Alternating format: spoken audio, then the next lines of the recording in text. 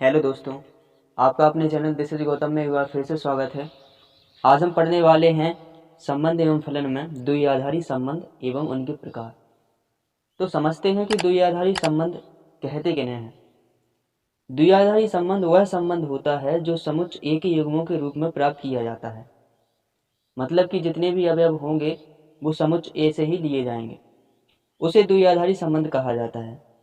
जिसे ए क्रॉस ए मतलब कि ए का संबंध ए में ही क्रमित युग्म निकालेंगे तो ए क्रॉस ए के अवयवों के रूप में लिखा जाता है। यानी कि जो द्विआधारी संबंध होता है वो ए क्रॉस ए के जो अवयव आते हैं उन्हीं के अवयवों के रूप में लिखा जाता है। अब आगे चलते हैं कि द्विआधारी संबंध के गुणधर्म। तो द्विआधारी संबंध के गुणधर्म में पहला है सममित संबंध। तो सममित संबंध जिसको इंग्लिश में बोलते हैं सिमेट्रिक रिलेशन। तो सममित संबंध होता क्या है? सममित संबंध वह संबंध होता है जो संबंध x का y से हो, वही संबंध x का y से हो वही संबंध y का x से होना चाहिए। ठीक है, यानी कि जो संबंध x का y से है वही संबंध y का x से होना चाहिए। तो वह संबंध सममित संबंध कहलाता है। सममित संबंध कहलाता है। ठीक है, मतलब इसको संकेत के रूप में कैसे लिख सकते हैं? जो x का संबंध यानी x जो रिलेट्स करता है y से वही संबंध होना चाहिए y का x से। यदि ऐसा है तो क्या है? वो सममित संबंध है। जैसे कि कह दिया जाए, जैसे कहा गया कि समतल में स्थित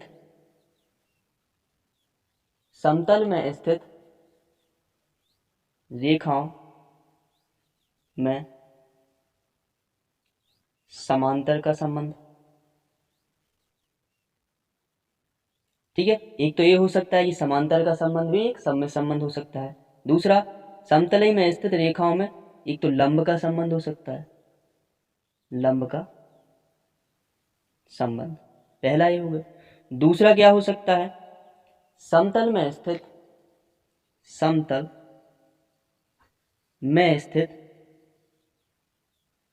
त्रिभुजों में समरूप का संबंध तथा त्रिभुजों में और सर्वांग सम का भी होता है। सर्वांग सम का संबंध, ये संबंध हो सकते हैं। इसमें ये कैसे होते हैं, देखते हैं कैसे होते हैं। जैसे पहला लिखा है कि समतल में स्थित रेखाओं के समांतर का संबंध। तो मान लेते हैं कि दो रेखाएं कौन कौन सी हैं। माना कि दो रेखाएं एल तथा एम है। एल एम है और जो क्या है, जो एल समांतर है एम के। तो पहला लिखेंगे हम, पहले रेखा खींच लेंगे। एक एल रेखा हो गई, एक इसी के समांतर हमने एक एम रेखा खींच ली। ठीक है, तो ये दोनों क्या है? इन दोनों के बीच की दूरी है समान, तो इनको क्या बोल देंगे? ये दोनों एक दूसरे के क्या है? समांतर है। तो क्या हम इसको ऐसा नहीं बोल सकते हैं कि एम रेखा के समांतर एल रेखा है? बोल सकते हैं ना, बात तो एक ही हुई। तो इसमें जो एल के साथ में संबंध है, क्योंकि एल के साथ में एम का जो रिलेशन है वही रिलेशन एम का एल के साथ में है। तो यानी कि क्या होगा कि इन दोनों को पलट देने पर संबंध में यदि कोई परिवर्तन नहीं आता है तो उसे बोलते हैं सममित संबंध। समझ में आया? अब ऐसे ही है लंब का। यदि दो रेखाएं खींच ली हमने, एक रेखा ए खींच दी, ठीक है, एक दूसरी रेखा ए हो गई, एक ये हो गई एक्स और ये हो गई वाई। ये दोनों क्या है? एक दूसरे पर लंब हैं। ठीक है, तो इसको क्या लिख सकते हैं कि जो एक्स रेखा है वो लंब है वाई पर। क्या हम ऐसा नहीं लिख सकते हैं कि जो एक्स रेखा पर वाई लंब है? ऐसा भी तो लिख सकते हैं। या या ऐसा लिख सकते हैं y लंब है x रेखा का।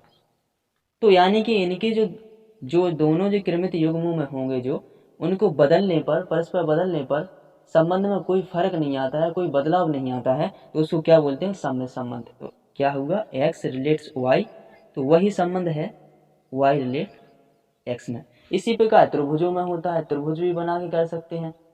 ठीक है, समतल में स्थित जो त्रिभुज हैं, एक तो समरूपता का संबंध भी होता है सममित, और एक सर्वांग समता का। ठीक है, समझ में आया? आइए अब चलते हैं आगे, चलते हैं एक्सरसाइज पर। आगे एक्सरसाइज दी गई है 1C। एक्सरसाइज दी गई है 1C। तो अभी जो सममित संबंध पड़ा है उसी से रिलेटेड है 1C एक्सरसाइज। तो एक्सरसाइज का पहला एक्सरसाइज में हेडिंग डाली है कि निम्नलिखित में से कौन से संबंध सममित हैं। हमें ये बताना है कि इनमें जो नीचे दिए गए हैं जो संबंध, इनमें कौन सा संबंध सममित हैं। तो पहला क्वेश्चन लिखा हुआ है कि परिवार के सदस्यों का समुच्चय। तो परिवार में कौन कौन होता है? मान लो एक छोटा सा ही परिवार है, तो मान लो समुच्चय दिया गया है, एक तो पिताजी होंगे यानी फादर, मदर होंगे, और ब्रदर भी होगा और सिस्टर भी होगा, छोटा परिवार होगा। तो मान लेते हैं ये परिवार है, परिवार का समुच्चय दिया गया। अब इसमें कहा गया कि जो संबंध है, संबंध क्या दिया गया है? कि बहन। संबंध दिया गया है कि बहन।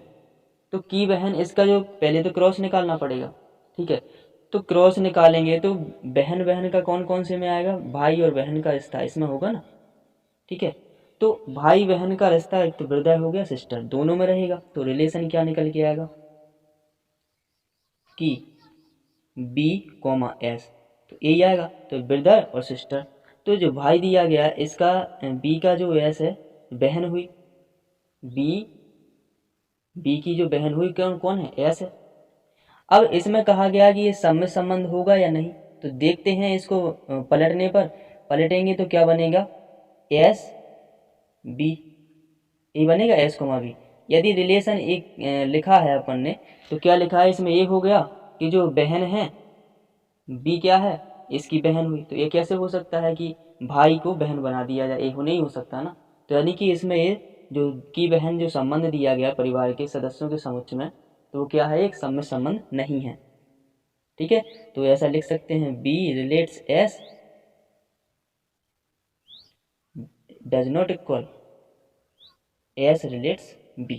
तो ए नहीं है, तो क्या लिख सकते हैं कि सममित संबंध नहीं है। सममित संबंध नहीं है। समझ में आया? ठीक है, अब चलते हैं आगे क्वेश्चन की ओर। आगे लिखा है समतल में स्थित सरल रेखाओं में समांतर संबंध। तो अभी पीछे किया था, समांतर रेखाओं का संबंध कैसा होता है? सममित संबंध होता है। तो जैसे कि मान लेते हैं कि दो रेखाएं, माना दो रेखाएं एल तथा एम है। एल एम मान ली दो रेखाएं, जो एल समांतर एम के है। जो एल समांतर एम के है, तो क्या हम इसको ऐसा नहीं लिख सकते हैं? जैसे चित्र खींच लेते हैं, एल और एम जी दोनों क्या है? समांतर। तो क्या हम ऐसा नहीं लिख सकते हैं कि जो एम रेखा है एल के समांतर है, समांतर का चिन्ह एल के समांतर है, ये लिख सकते हैं। तो इन दोनों का कहने का मतलब एक ही है, संबंध में परिवर्तन नहीं आया, समांतर ही समांतर आ रहा है। इनको बदल भी दिया परस्पर, फिर भी संबंध में कोई परिवर्तन नहीं आया, तो इसको क्या कह सकते हैं हम? कि ये सममित संबंध है। तो इसको लिखेंगे कैसे कि जो एम एल रिलेट्स करता है एम से, वही संबंध है जो एम रिलेट्स करता है एल से। तो इसको लिख सकते हैं कि अतः ये कौन सा संबंध होगा? सममित संबंध है। ठीक है, समझ में आया? तो ऐसे निकाल सकते हैं कि कौन सा संबंध सम्मित है और कौन सा संबंध सम्मित नहीं है। चलते हैं अगले क्वेश्चन पर, क्वेश्चन नंबर 3 पर। क्वेश्चन नंबर 3 में लिखा है कि समतल स्थिति में त्रिभुजों में सर्वांग सम संबंध। तो अभी उसमें लिखवाया गया था कि जो समतल में स्थित त्रिभुज सर्वांग सम हो या समरूप हो, तो कौन से होते हैं? वो सममित संबंध होते हैं। तो ये कौन सा हो गया है संबंध? ऐसे ही लिख दो, सममित संबंध है। ठीक, केवल बताना है हमें। ठीक है, समझ में आया? आगे चलते हैं अगले क्वेश्चन की ओर। अगला क्वेश्चन दिया गया है कि समतल में स्थित त्रिभुजों में समरूप संबंध। तो अभी लिखवाया गया था कि समरूप त्रिभुज भी क्या होता है, एक सममित संबंध होता है। क्योंकि अब क्यों होता है, मान लेते हैं, माना यदि इसको सिद्ध करना हो तो मान लेते हैं, माना त्रिभुज ABC समरूप है, समरूप जी सर्वांग समरूप है, समरूप किसके है, त्रिभुज PQR के। ठीक है, दो त्रिभुज बना लिए हमने, एक बना लिया ABC और एक बना लिया हमने PQR। ये दोनों हैं एक दूसरे के क्या है, समरूप हैं। जब समरूप हैं तो क्या हम ऐसा नहीं लिख सकते हैं कि PQR ABC के समरूप है, बदल सकते ना कि जो ए त्रिभुज दिया गया इसके समरूप है और ये इसके समरूप है। जब ऐसा हम बदल सकते हैं और संबंध वही है समरूप, तो क्या लिख सकते हैं कि संबंध कौन सा संबंध है, सममित संबंध है। समझ में आया? या इसको ऐसा लिख दो, ऐसा भी लिख सकते हैं, त्रिभुज PQR समरूप है त्रिभुज ABC। ठीक है, कोई फर्क नहीं पड़ेगा, वही एक ही बात लिखी ऊपर भी और नीचे भी। जब इनको बदल देने पर संबंध में भी कोई फर्क नहीं पड़े तो क्या कहते हैं उसको, सममित संबंध। चलिए चलते हैं अगले क्वेश्चन पर, क्वेश्चन नंबर 5 पर। क्वेश्चन नंबर 5 में लिखा है कि पूर्णांकों के लिए संबंध का वर्ग। तो पूर्णांक मतलब जो पूरी संख्या होती हैं उनमें कह रहे हैं कि का संबंध, कोई संबंध दिया गया कि का वर्ग है। तो मान लेते हैं समुच्च में, माना समुच्च, समुच्च किसका है, समुच्च कौन सा है, पूर्ण संख्याओं का या पूर्णांकों का, पूर्णांक। ठीक है, समुच्च है पूर्णांकों का। तो पूर्णांकों में संबंध दिया गया, संबंध कौन क्या आ जाएगा, इसमें कहा गया कि का वर्ग है। तो पहला जो दिया गया का वर्ग लिखा, तो हम ले लेते हैं पूर्णांकों में से एक एक, फिर दो, यहाँ पर लेंगे 4 और 2 का वर्ग लिखा ना, 4 और 2, फिर लेंगे 9, 3 और ऐसे चलते जाएंगे आगे तक, और भी पूर्णांक ले सकते हैं। अब इसमें क्या लिखा है, का वर्ग। ठीक है, का वर्ग कैसे, इसमें लिखा है कि एक जो वर्ग है दूसरी वाली संख्या का वर्ग है। पहली वाली संख्या दूसरी वाली संख्या का वर्ग है, इसमें है। इसमें देखो दूसरी वाली संख्या का पहली वाली संख्या वर्ग है, हाँ है, इसमें भी है। ठीक है, अब समरूप जो सममित संबंध होता है उसकी प्रॉपर्टी क्या होती है कि इनको यदि हम पलट दें, इनके अवयवों को, यदि इनके अवयवों को पलट दें और संबंध पर कोई भी फर्क नहीं पड़े तो वह सममित संबंध होगा, अन्यथा नहीं होगा। तो इसको पलट के देखते हैं, यानी कि इसका जो R इनवर्स निकालते हैं, क्या निकल के आएगा 1,1, ये क्या निकल के आएगा 2,4, ये क्या निकल के आएगा 3,9 और ऐसे चलते जाएंगे। इसमें लिखा का वर्ग, तो पहले वाले में तो दूसरे वाले, पहला वाला जो संख्या है पहले अवयव इसमें कृमित युग्म में, तो इसमें पहला अवयव दूसरे अवयव का वर्ग है। ठीक है, आगे चलते हैं, तो जो दूसरे जो कृमित युग्म में पहला वाला जो अवयव है दूसरे का क्या है, वर्ग नहीं है। जब ये वर्ग नहीं है तो इनका जो संबंध बदल गया, क्या होगा, ये वर्गमूल है। जब ये दोनों का संबंध बदल गया तो ये हम कैसे कह सकते हैं कि ये सममित संबंध है, नहीं कह सकते ना, तो ये लिख देंगे, अतः यह सममित संबंध नहीं है, सममित संबंध नहीं है। समझ में आया? तो इस प्रकार से हम ज्ञात कर सकते हैं। चलिए आगे चलते हैं अगले क्वेश्चन पर। तो क्वेश्चन नंबर 6 में लिखा हुआ है कि छोटा है और बराबर वास्तविक संख्याओं के समुच्चय के लिए हमें देखना है कि ये कौन सा, यानी कि ये सममित संबंध है या नहीं है। तो पहले तो ये समुच्चय दिया गया किसका है, वास्तविक संख्याओं। तो वास्तविक संख्याओं को हम कुछ वास्तविक संख्याएं ले लेते हैं समुच्चय के लिए। तो ये हो गया 1, 2, 3, 3 ले ली हमने वास्तविक संख्या। अब इनमें संबंध कहा गया कि छोटा भी होना चाहिए और बराबर भी होना चाहिए, छोटा भी हो और बराबर भी हो। तो पहले देखें, इनके क्रॉस निकालेंगे, इनका कृमित युग्म निकालेंगे और कृमित युग्मों में देखेंगे कि कौन कौन से युग्म आएंगे जो छोटे भी हैं और हो सकता है कुछ बराबर भी हो। तो 1 और 1 ये बराबर बन रहा था तो इसी में आएगा, 2 और 2 भी बन रहा था इसी में बराबर, ये भी आएगा। 2 और 3 ये बराबर तो नहीं है, लेकिन पहला वाला जो है दूसरे से छोटा है तो इससे संबंधित है, संबंध दिया गया। 3 के बराबर है तो ये बराबर है इसमें, तो इसलिए ये भी आएगा इसमें। अब इसमें लिखा 1,3, तो जो पहला वाला है दूसरे वाले जो पद से छोटा है या अवयव से छोटा है तो ए सी में आएगा। पहला वाला पद इससे छोटा है दूसरे वाले से तो ए भी आएगा। अब इसमें क्या होता है कि संबंध जो सम्मित होता है, यदि इसके जो कृमित युग्म है इसको यदि इनके अवयवों को पलट दें और संबंध में कोई परिवर्तन नहीं आए तो सम्मित संबंध होगा। आज पलट के देखते हैं। इनको पलटा ए आया, इनको पलटा ए आया, इनको पलटने पर ए प्राप्त हो गया। ठीक है, अब इसमें देखेंगे कि इस नियम का पालन कर रहे हैं या नहीं कर रहे हैं। तो इसका पहला वाला है जो इसके बराबर है, ठीक है, ए भी बराबर है, ए भी कर रहा है, ठीक है। अब इसमें लिखा है कि छोटा है, तो 3 2 से छोटा तो होता नहीं है। जब ये 2 से छोटा नहीं है तो क्या होगा कि ये इसका पालन नहीं कर रहा है।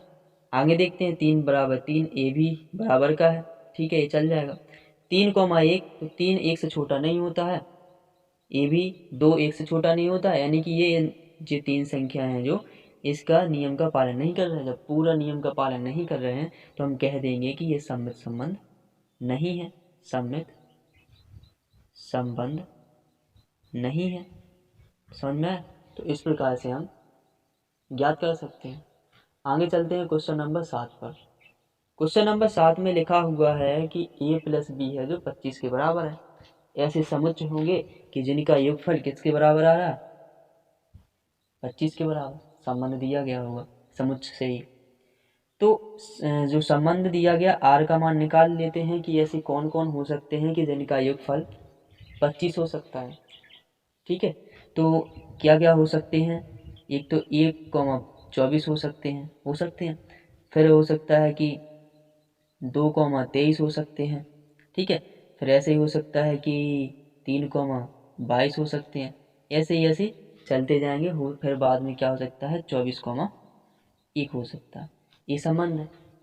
ठीक है, अब इसमें क्या कहा जाता है, संबंध को पहचानने के लिए इसका हम क्या निकालेंगे, इनवर्स निकालेंगे। इनवर्स निकालते हैं, इनको पलटो तो क्या बनेगा 24,1 और 23,2 22,3 ऐसे चलते जाएंगे तो बनेगा 1,24।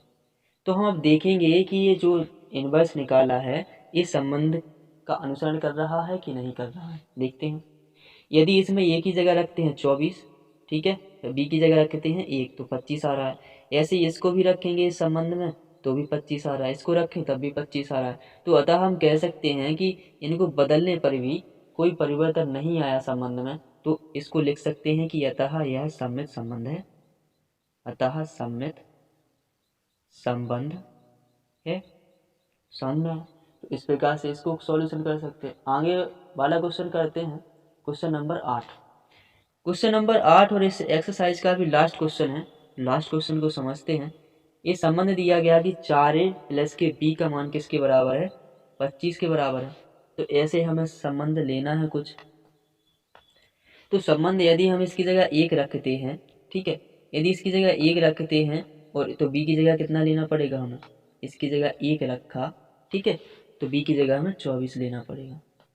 ठीक है, यदि इसकी जगह हम 2 रख देते हैं तो इसकी जगह कितना लेना पड़ेगा हमें, इसको हो जाएगा 4 दूनी 8 और 8 इसमें से घटा दो तो 17 लेना पड़ेगा।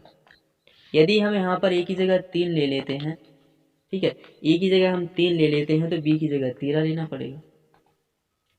ठीक है, यदि हम 4 ले लेते हैं तो a की जगह कितना लेना पड़ेगा हमें, 9 लेना पड़ेगा। यदि हम 5 ले लेते हैं तो यहाँ पर b की जगह कितना लेना पड़ेगा, 5 लेना पड़ेगा। ठीक है, 5 चौको 20 5 25। यदि यहाँ पर हम 6 ले लेते हैं तो यहाँ पर b की जगह 1 लेना पड़ेगा। और भी हो सकते, माइनस में भी ले सकते हैं। ठीक है, इसमें लिखा कुछ नहीं है ये कौन सी संख्या है। अब क्या करना होता है कि सम्मित संबंध देखने के लिए हमें इसका निकाल लो इनवर्स। इनवर्स मतलब कि कृमित युग्म दिए जाते हैं संबंध के, उनको उनके जो अवयव हैं उनको पलट देंगे तो बनेगा 24,1 17,2 13,3 और 9,4 और यहाँ पर बनेगा 5,5, यहाँ पर बनेगा 1,6। तो ये संबंध है। अब इसको रख के देखो, इसमें कि a की जगह 24 रखो और b की जगह 1 रखो। यदि इसमें रखते हैं तो 24 चौको 96 और b की जगह 1 रखो, से कितना हो रहा 97, जो कि 25 के बराबर नहीं है। जब 25 के बराबर नहीं है तो ये संबंध क्या होगा, विफल हो गया, यानी कि इन दोनों को पलट देने पर ये संबंध एक जैसा नहीं आ रहा है। जब ये संबंध एक जैसा नहीं आ रहा है तो इसको लिख सकते हैं कि ये सममित संबंध नहीं है, अतः ये सममित संबंध नहीं है। ठीक है, तो ये हो गई है एक्सरसाइज 1C खत्म। ठीक है, अब आते हैं आगे स्वतुल्य संबंध पर। तो स्वतुल्य संबंध किसे कहते हैं? तो स्वतुल्य संबंध को इंग्लिश में बोलते हैं रिफ्लेक्सिव रिलेशन। रिफ्लेक्सिव रिलेशन क्या होता है? रिफ्लेक्सिव रिलेशन किसी समुच्चय ए में, कोई समुच्चय दिया गया होगा ए, किसी समुच्चय ए में कोई समुच्चय ए दिया गया होगा, उस समुच्चय में जो संबंध x का y से होता है, ठीक है, जो संबंध x का y से होता है वही संबंध x का x से होना चाहिए, या ठीक है, या दूसरे शब्दों में क्या कह सकते हैं कि जो समुच्चय ए है, समुच्चय ए के प्रत्येक अवयव का स्वयं से वही संबंध होना चाहिए, वही संबंध होना चाहिए। कौन सा संबंध? जो x का y से है, ठीक है, तो उसे क्या बोलते हैं? स्वतुल्य संबंध। संकेत में इसको कैसे लिखेंगे सांकेतिक भाषा में?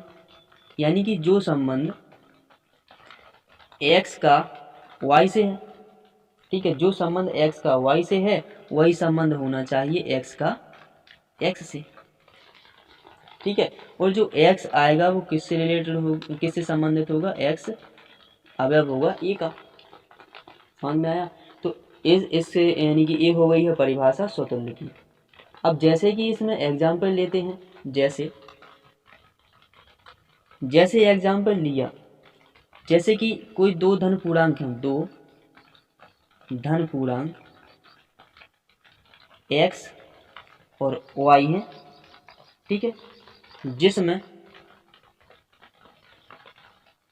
संबंध x y को विभाजित करता है, ये संबंध दिया गया।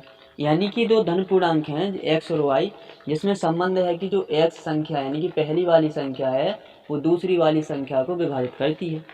जब दूसरी वाली संख्या को विभाजित करती है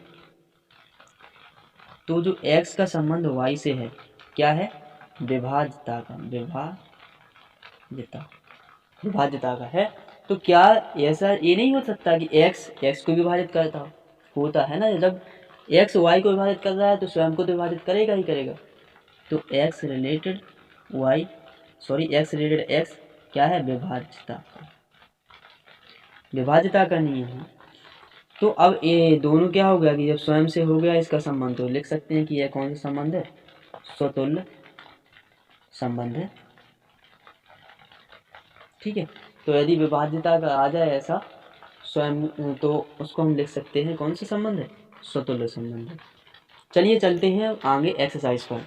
एक्सरसाइज है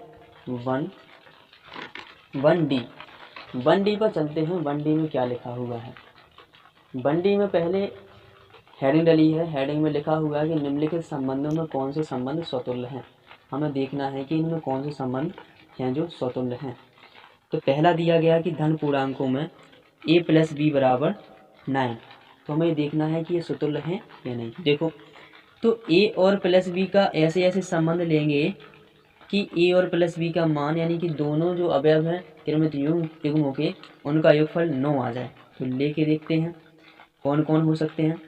एक तो 1,8 हो सकता है, ठीक है, 2, ऐसे चलते जाएंगे, 7 हो सकता है, 3,6 हो सकता है, 4,5 हो सकता है, और 5,4 हो सकता है, 6,3 हो सकता है, और 7,2 हो सकता है, और यहाँ पर 8,1 हो सकता है, और पूर्णांक कह रहे तो पूर्णांक में 0 भी आता है, तो यहाँ पर 9,0 भी हो सकता है।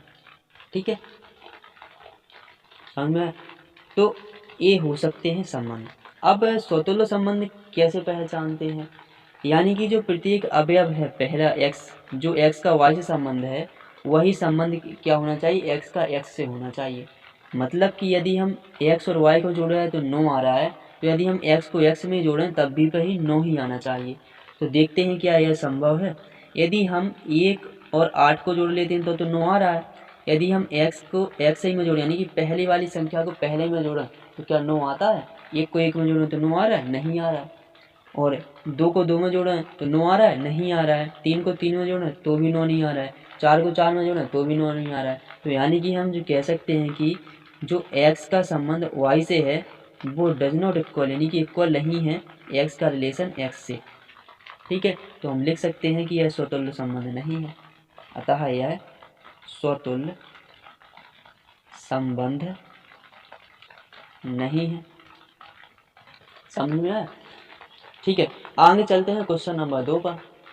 क्वेश्चन नंबर 2 में ही ऐसा पूछा गया है कि पूर्णांकों के लिए संबंध, कौन सा संबंध दिया गया? का घन है, का घन।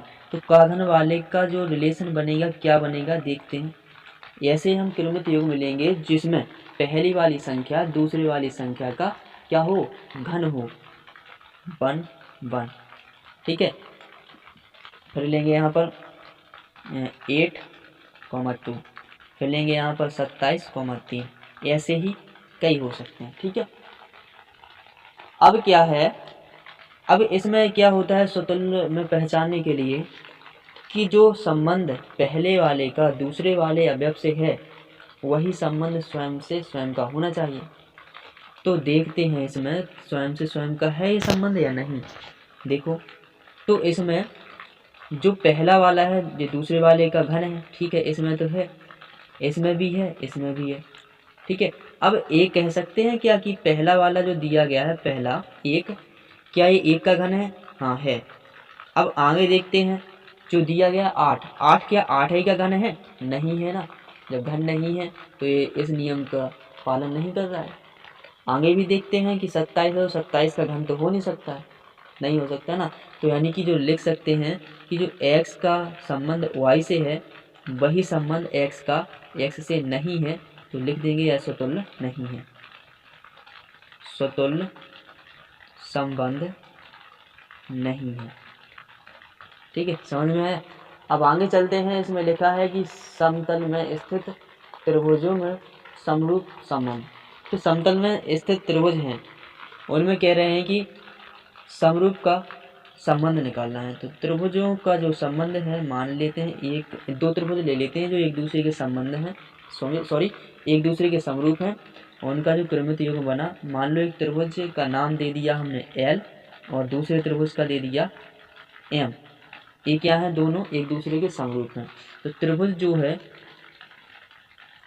जो L है वो किसके समरूप है? जो समरूप है त्रिभुज M के। ठीक है, तो क्या हम इसको ऐसा नहीं लिख सकते हैं, जो त्रिभुज L है वो त्रिभुज L के ही समरूप होगा, त्रिभुज L के ही समरूप होगा, लिख सकते हैं। जब L जो M के समरूप है तो स्वयं के समरूप तो हो ही गया होगा त्रिभुज।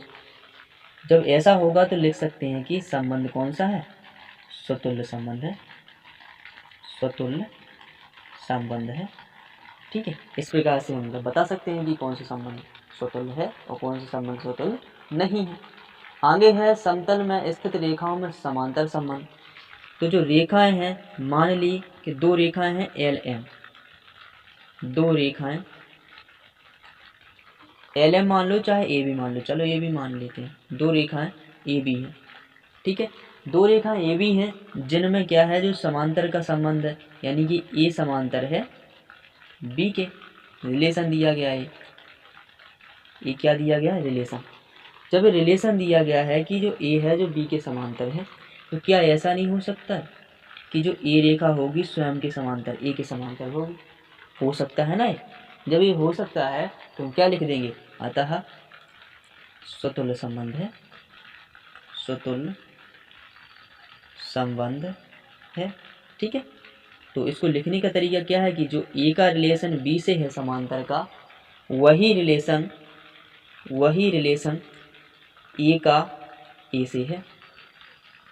ठीक है, तो इस प्रकार से स्वतुल्य संबंध है। चलिए चलते हैं आगे क्वेश्चन पर। आगे क्वेश्चन है क्वेश्चन नंबर 5। क्वेश्चन नंबर 5 में लिखा है कि धन पूर्णांकों में x और y पारस्परिक अभाज्य हैं। ठीक है, पारस्परिक अभाज्य मतलब कि जो एक दूसरे को विभाजित नहीं करती हैं, यानी कि उनमें किसी भी एक दूसरे का भाग नहीं जाता है। तो ऐसा संबंध के लिए कुछ मान लेते हैं। संख्याओं का संबंध क्या है?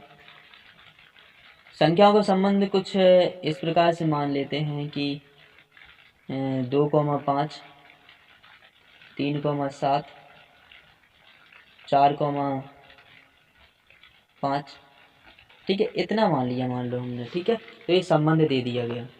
अब क्या ये कह रहे हैं कि जो संबंध x का y से है, ठीक है, x का y से है, x का, इसको x लिख दिया, इसको y, जो संबंध x का y से है तो वही संबंध क्या होना चाहिए? स्वयं का स्वयं से।